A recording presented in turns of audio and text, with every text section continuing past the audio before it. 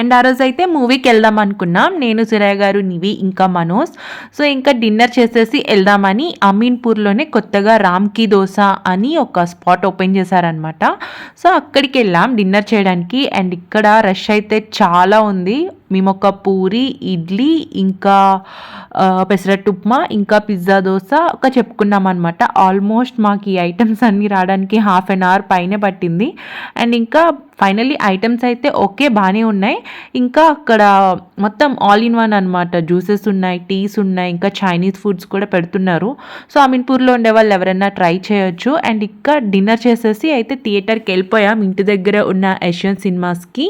And ఇంకా మేము ఏ మూవీకి వెళ్ళామో మీకు చెప్పలేదు కదా, ఇదైతే మేము ఓజీ మూవీకి వెళ్ళాము ఆ రోజు. ఎస్, నాకు తెలుసు ఓజీ మూవీ ఇప్పుడు థియేటర్లో అయిపోయి ఓటీటీలో కూడా పెట్టేశారని.